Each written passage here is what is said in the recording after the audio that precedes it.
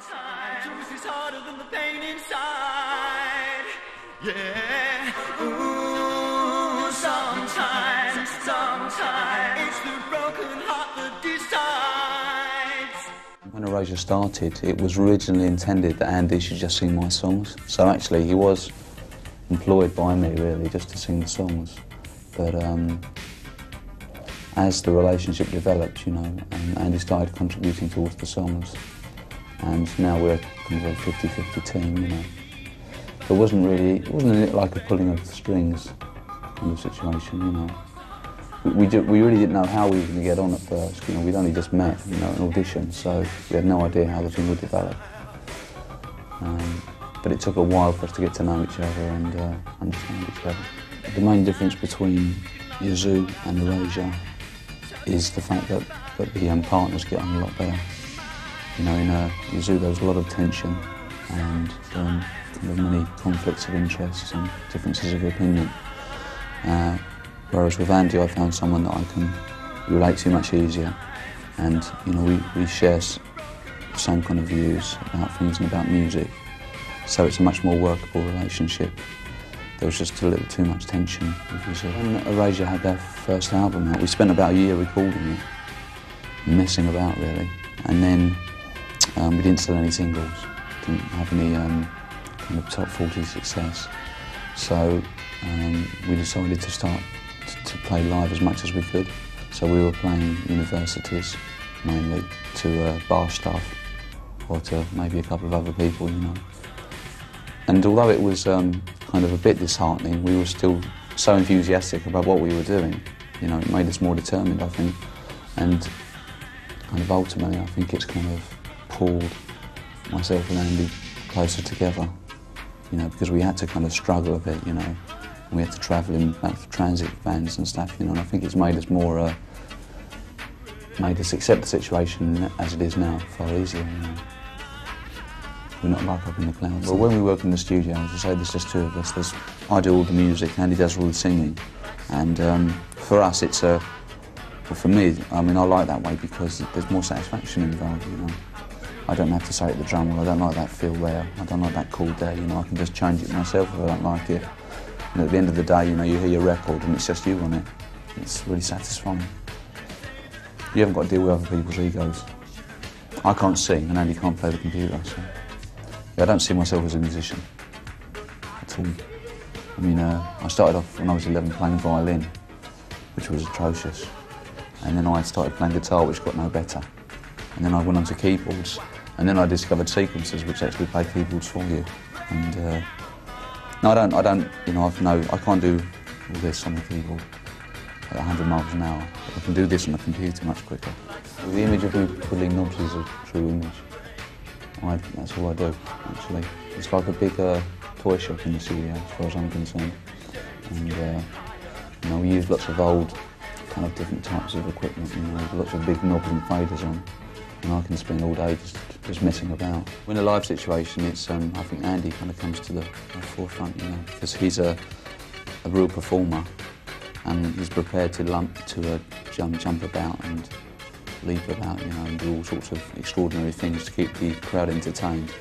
Whereas I'm content to just stand at the back and, like, say, pull up a few knobs. Not so many knobs as in the studio. But, I mean, playing live is important to us because.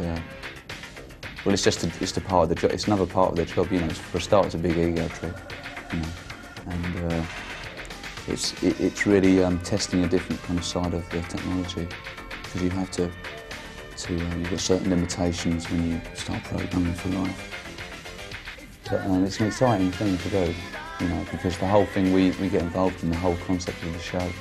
You know, we'll plan the beginning from the choreography to the lights to the set and everything. 4 years of touring, the venues have gotten bigger and bigger, especially in the UK, but we're still playing clubs in Switzerland and in Holland or places like this, you know, because we don't sell that many records. It's a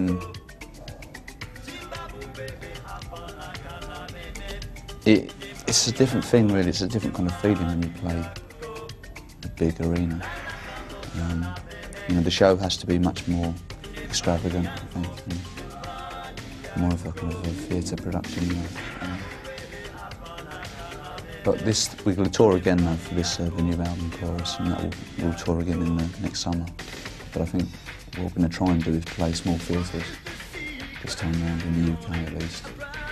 And instead of doing 1 night or 2 nights at places like Dobbins Arena, we'll do 2 weeks at the Hammersmith Odeon or something like this, just for a different feeling. Because obviously when you play big venues you lose the intimacy. And Andy, really communicates with the audience, I think. And in the big arena, that's lost. I think nearly all musicians are snobby. I think that just comes with the job. It's very hard sometimes not to be kind of snobby, because you always think that your music is better than somebody else's, I don't know, I used to be kind of impressed by people that were ultra cool, I suppose, when I was younger, but not anymore. It just comes, I think, as you get older, you start to realise, well, life's too short. But there's nothing wrong, I don't think, with doing pop TV shows and pop interviews, really. I think that's where our music comes from. It's like when I see interviews with people and they say, their music is from the street, and it's got a certain, and that therefore gives it credibility. I know that those people would never mix with anybody in the street. There's certain people, if they didn't look the right part, and they wouldn't go into those clubs, never hear their music. So, there's a lot of bullshit. People are too hip for their own good sometimes. This, for instance, it's not video so much actually, more 12 inches and special 12 inches and extra releases. It's always a con, I think. Because you make one record and that's it, that's your product, and it's really good and you really like it. And then you have to make 7 other remixes, because everybody else is making 7 remixes of their songs, And each one has the same catalogue number, so it counts towards the sales. That's, I think, it's a bit of a cheek. But it is kind of changing now, because in the UK, for instance, they're limiting the amount of formats that you can release, which I think is quite good.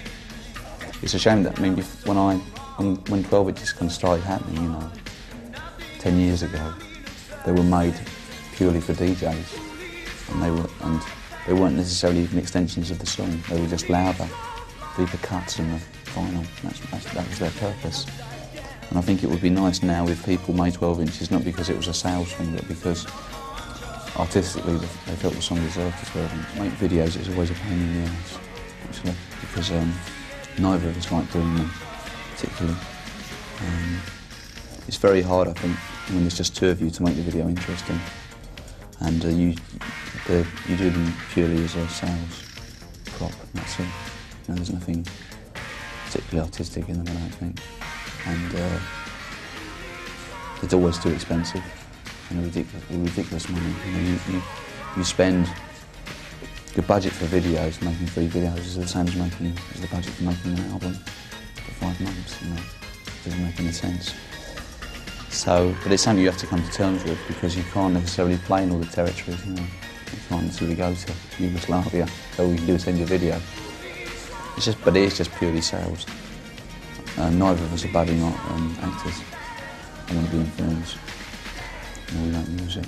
I try not to be a pop star, I don't own a car, and I haven't got a big mansion anywhere. I live in a flat in Amsterdam.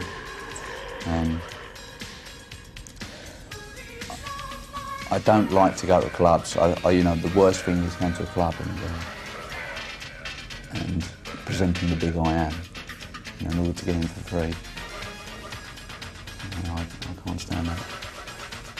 I just want to get turned away. Well, in different territories we're perceived as a different sort of music.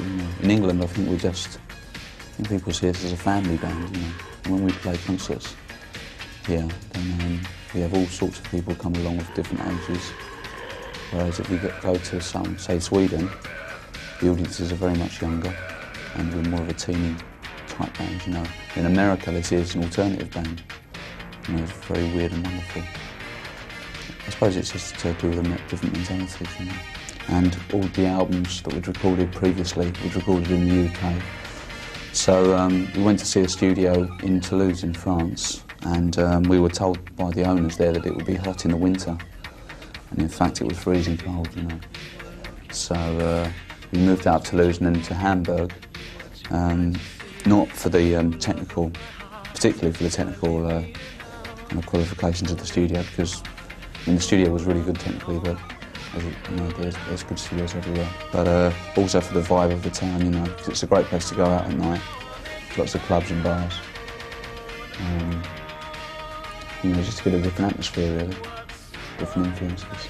Our spontaneity, I think, comes in the writing because it's, you know, it's dependent on how we're feeling, how much we drank the night before, all these kind of things, you know.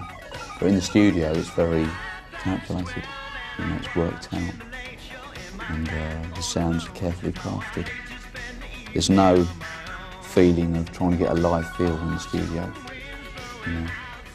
I mean, the album we've just recorded is probably the most unlive record you can imagine, hopefully. There's not a soul out